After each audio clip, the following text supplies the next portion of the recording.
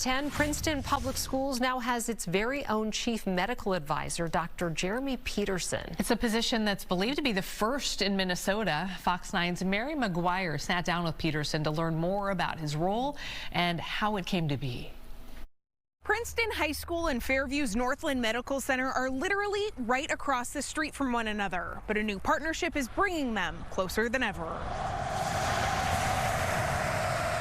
In small towns, it seems like everybody knows everybody, and that's certainly true for Dr. Jeremy Peterson. The people that I take care of here are people that I'm going to see outside of here. Some of them are their classmates, some of them might be their teachers, they're people I go to church with. He's not only a fixture in the halls of mHealth Fairview's Princeton Clinic, he is a staple in the hallways of Princeton schools as well. He has 3 kids in the district, and over the years he's been the volunteer high school football physician, a basketball coach, and now the very first chief medical advisor for Princeton Public Schools. We can take care of a lot of things here in the clinic, but sometimes the best way to take care of health issues is to take care of them before they ever happen. The volunteer position is the first known of its kind in the state and was born out of the COVID-19 pandemic. It was intense.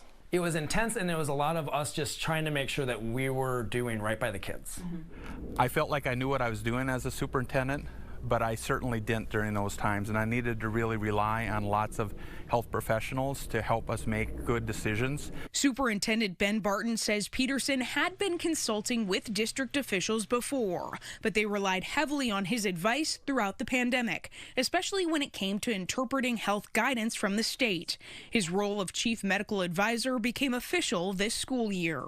But it is really nice to have just that extra layer of guidance for myself as a superintendent, but also our RNs. Dr. Peterson will now provide staff training, make emergency health plans, and lend his expertise when creating school health policies, like school bus times and what works best for students of different ages.